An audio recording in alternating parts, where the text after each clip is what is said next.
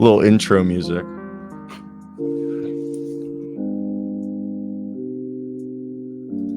All right, here we are. Episode, I guess, 7 of the Golden Valley Views. So let's get right into it. Isn't it a little toony? Well, it was fun. I thought it was fun. But now let's get right into we beat OSU. And I thought it was a hell of a game. I was there for the first half. I actually did not work this game because my girlfriend's dad came into town, but I sat there with Owens. Owens and I sat. We moved around the stadium. We had a good time. And honestly, the spectacle was the second half, but it was Devin Neal. Everyone's talking about Jalen Daniels was our, Heisman candidate, but maybe Devin Neal's been the guy who's been disrespected in all of this. By the way, got my shout out, represent. All right. And you know what? Luke said a funny joke the other day about the shirt was 2 years ago. I couldn't even buy that shirt. But what'd you guys take away from this game? Jason shout out Bean, NIL. Yeah, shout out NIL. But if Jason Bean were to train, I think he has 1, maybe 2 years left of eligibility. He just got himself a starting job or at least a compete to a starting job at another Power 5 school. But before we get to that, what are your thoughts of this game? Let me hear them, boys. Oh, wow. I mean, fuck. It was just, that game was exactly what we needed it to be. Everything that we talked about in the podcast that we needed to improve over the bye week, we did. Run defense was phenomenal. Third downs could use a little work, but they got less than half of them, so we can't be mad about that. And we forced a lot of turnovers. And, of course, you can't forget about Devin Neal. We really were just able to establish the run. Bean had like an 80-yard touchdown run. My God, we had, 351 yards rushing? You couldn't ask for a more perfect game. And then on top of that, we're going bowling. So there's not really much else to say. I just feel so great right now. My biggest takeaways was we just looked good. Like, you just watched that game and you just felt good about everything that was happening. There wasn't much in doubt. We just looking good out there. That's the best way to sum it up for me. I came away just happy, smiling. One of those games that you look back and you're like, there's not anything to really complain about. So, yeah, I mean, defense came up. We were pressuring the quarterback. I know they were playing, it was the backup quarterback. Correct me if I'm wrong. They were without their star running back right. So yes, okay, State was not fully loaded, but you take advantage of that. We ended the streak of 40 something games of not winning against a ranked opponent. And Jason Bean, something that he's always done, he's actually a really good guy of protecting the football, in terms of turnovers.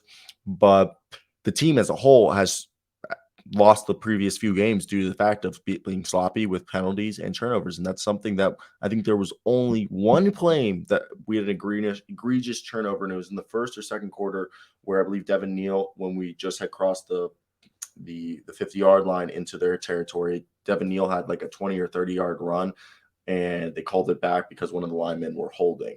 And we ended up still scoring on that drive.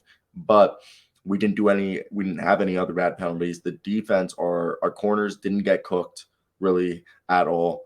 And I think it was just a good all-around team effort that it showed.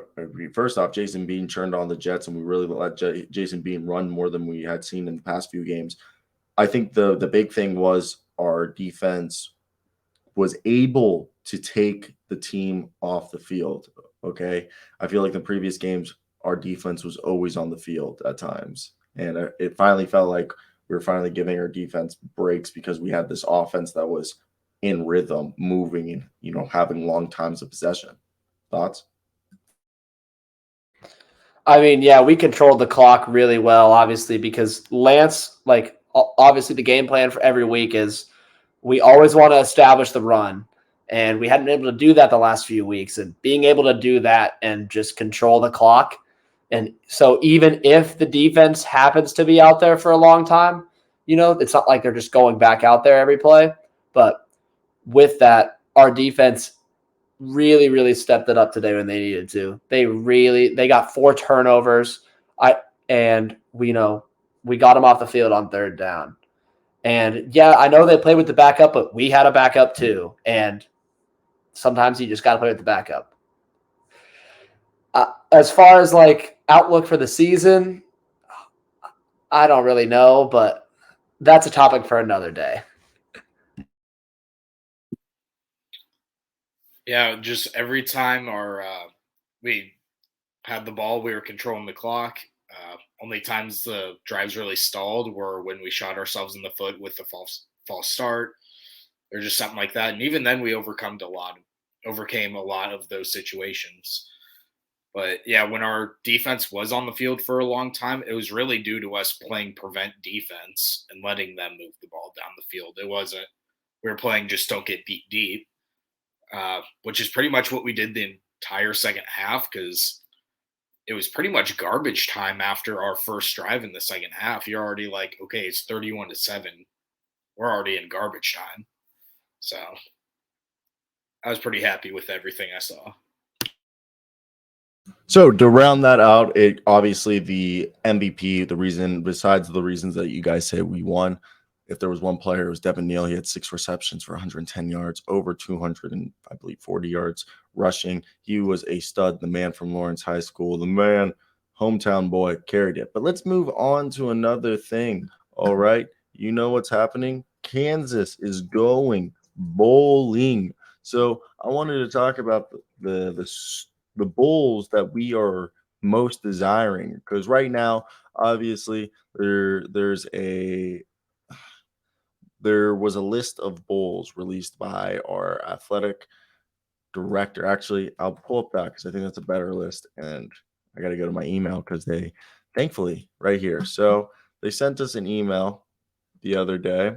Oh, damn, the way I'm going to have to do this is interesting, but it included all the bowl games that we could potentially go to. These bowl games are right here, going to be listed in a second if this will lock right here. Look at this. This is so nicely.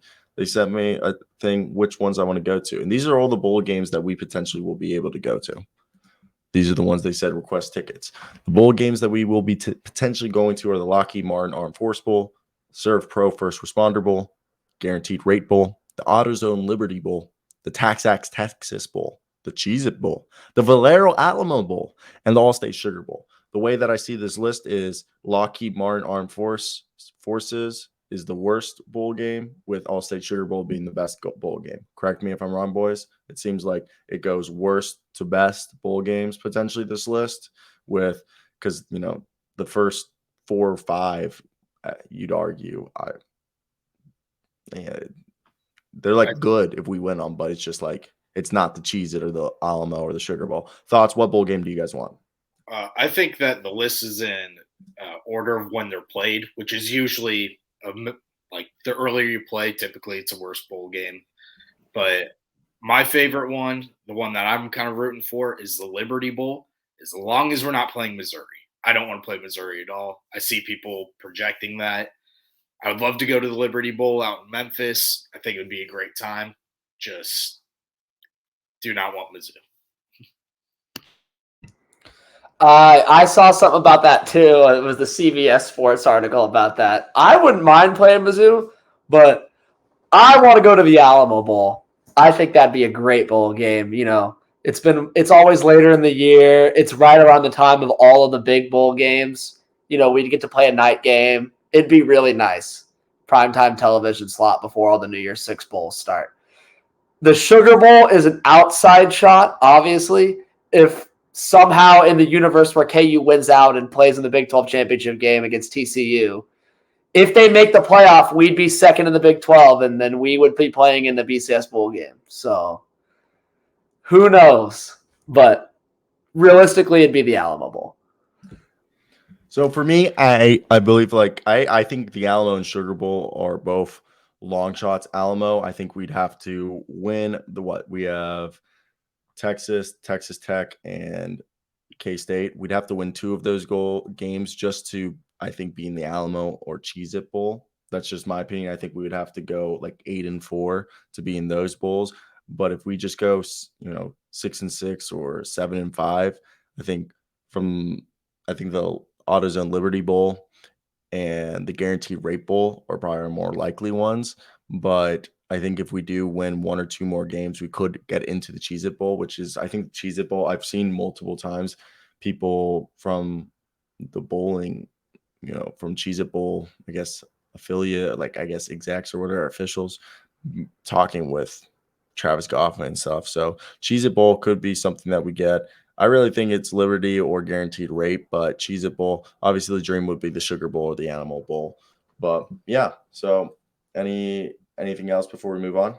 I mean, I would love for us to have the record to go to the Cheez-It, Alamo, Sugar Bowl, but just in terms of enjoying the bowl experience, being in a game that I think we can win, I would like to go towards one of those, the Guaranteed Rate, Liberty, like first responder. And then also just location wise, I want to go to the game. So I would rather it not be in Orlando or Phoenix. Those are selfish reasons, but anything in the Dallas Fort Worth area or Memphis would be great. Yeah, I'd love to be able to go to the game too. That's kind of like why I'd like anything like the Alamo Bowl, but the You Alamo guys are Bowl, selfish reasons, selfish fucking. I mean, we'd have to win Okay, 2 out of the you're next 3 selfish. games to get to the That's Alamo also Bowl. worth now. I You don't guys think care we're gonna beat about your Texas. own viewership. You don't care about the team's prestige. If you were about to let me finish, I don't even think we're going to get to the Alamo Bowl anyway because we have to beat 2 of like our next 3 opponents, and we have Texas and K-State. Those are If we difficult beat games. Texas, will they fire Steve Sarkisian and their athletic director? I mean, they've had a good year so far, so like they can just view it as an upset loss. But this is year 2 of their regime. I think they'll be willing to deal with it just a little bit longer. Yeah. All right, let's move on to the next game for us, and it'll be against Texas Tech. All right, and in this game, it's going to be a great one. We expect Jalen Daniels to be back because he was dressed last game, and their quarterback, Donovan Smith, for the Texas Tech Red Raiders, he's not a bad player. He's a guy who's got some skills, and they have themselves a good running back, and I'm going to say his name right, Sir Roderick Thompson. But Devin Neal over here, creeping up to 1,000 yards. What do you? I'm not worried about regardless who's starting a quarterback at this point for Bean or Daniel. Obviously, I'm more happy if Bean Daniels is starting over Bean. According to ESPN's matchup predictor, the Red Raiders are favored to win 58.9% to 41.1. So, what are your thoughts as we wrap this up? How will we win this game, and will we win this game? I think we can. Oh, sorry. I think that it's a winnable game. I expect us to win, but Texas Tech, they're not a bad team. They looked good for part of the game against TCU. Obviously, they ended up losing because they're not as good as TCU. They're not as talented as them. But, they have a good team. They've been close in a lot of games. They haven't really been getting blown out too much, except for the Baylor game. But we should win, but to expect to blow them out and to expect to not have to work hard in this game, that's just not going to happen. It's going to be a dogfight for sure. Yeah, it depends on what TCU team we get. They've had some games they look outstanding, some games they kind of look flat. I'm just curious of how our team's going to show up to this game because getting that 6th win seems like a very big deal, which it was. Bean was emotional on the sideline. Are we going to show up a little flat? Or are we going to go in there and ready to rip their heads off and get ourselves into a better bowl game? Yeah, no, I think it just comes down to we can't have a slow start. We're going into Lubbock. They're going to be there. Get your guns up because the Red Raiders fans, they're going to be assholes. And I think personally, when you go into this game, I think this is a winnable game for us. I just think this is another game where we're going to have to play our brand of football, establish the run, play conservative, play preventive defense, have them beat us. And right now, I think that's doable regardless of the quarterback. And I want to touch on something that I thought was kind of interesting that happened in the OK State game in terms of our offense, because besides obviously us having our man Jason Bean and Devin Neal go off, we saw a little of Kai Thomas.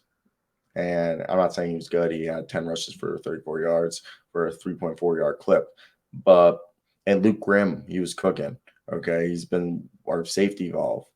But I think that's something that we need to continue doing, is spreading the ball around. It felt like for the first time we were able to get on offense. We didn't have, besides Devin Neal being our workhorse, by every time we didn't go to Devin Neal, it opened up the targets for the other guys. So that's the great thing about establishing the run. We just need to get back to that, and that's going to open up the rest of the offense for the rest of the guys.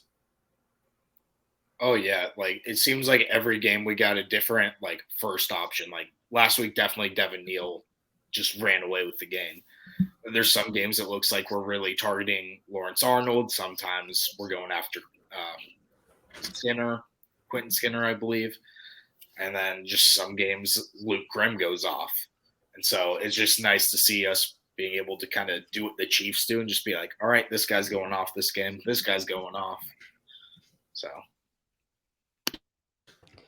it's really nice having a bunch of different playmakers. Yeah, obviously last week Devin Neal had like 40 touches, so we didn't really need to get them involved.